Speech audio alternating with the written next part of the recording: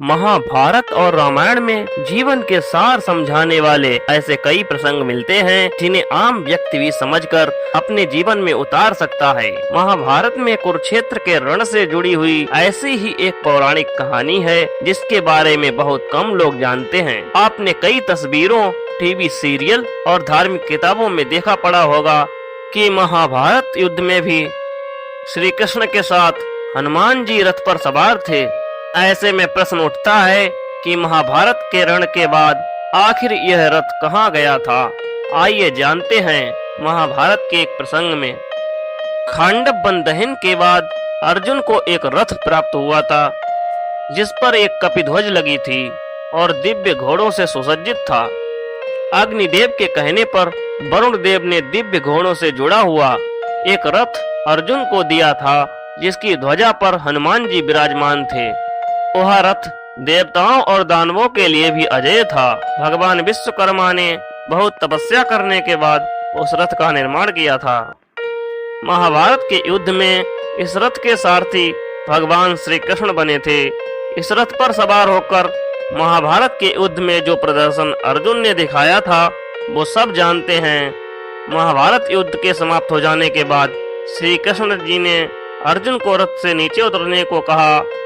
अर्जुन उनसे नीचे उतरने का कारण पूछते हैं तो श्री कृष्ण उन्हें शीघ्र ही उतरने को कहते हैं। जैसे ही अर्जुन उस रथ से नीचे उतरे और हनुमान जी भी उस रथ से नीचे उतरे तो वह तुरंत घोड़ों सहित अग्नि में धधक उठा और वहीं भस्म हो गया। क्या वास्तविक कारण था उस रथ के जलने का, आइए जानते हैं इस वीडियो में। हमारा चैनल सनातन धर्म से संबंधित रोचक और ज्ञानवर्धक वृत्तांत सीधे हमारे धर्म ग्रंथों से आप तक लाता है। हमारे चैनल पर आपका स्वागत है। हमें प्रोत्साहित करने के लिए सब्सक्राइब करें और वीडियो को लाइक और शेयर अवश्य कीजिए। आइए चलते हैं वीडियो की ओर। दुर्योधन वध के पश्चात श्री कृष्ण अर्जुन को एकांत में एक सुनसान स्थान पर ले जाते हैं। श्री कृष्ण ने अर्जुन से कहा, हे अर्जुन, तुम गांडीव धनुष को और बाणों से भरे हुए इस अच्छे तरकस को भी उतार लो, फिर स्वयं भी उतर जाओ। ऐसा करने में ही तुम्हारी भलाई है। अर्जुन ने वैसा ही किया।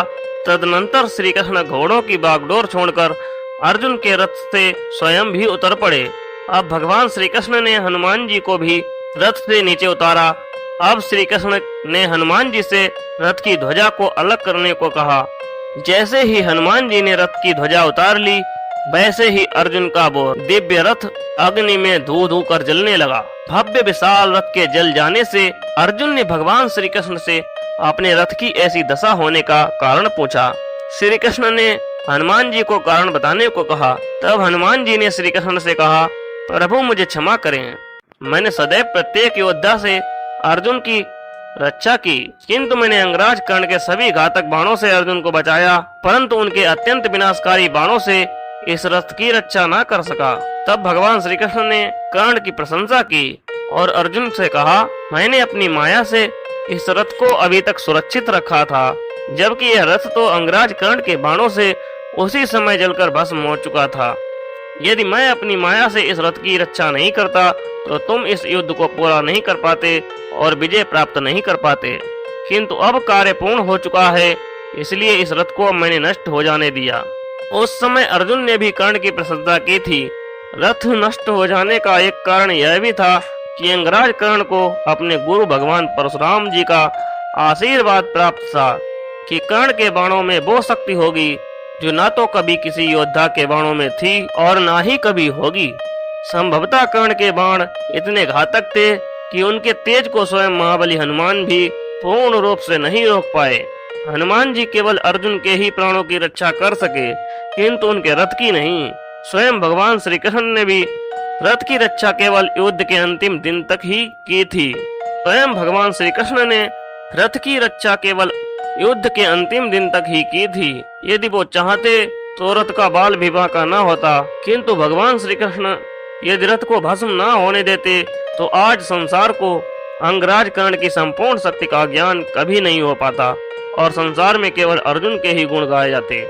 जहाँ धर्म है वहीं श्री कृष्ण है और जहाँ श्री कृष्ण है वहीं विजय है।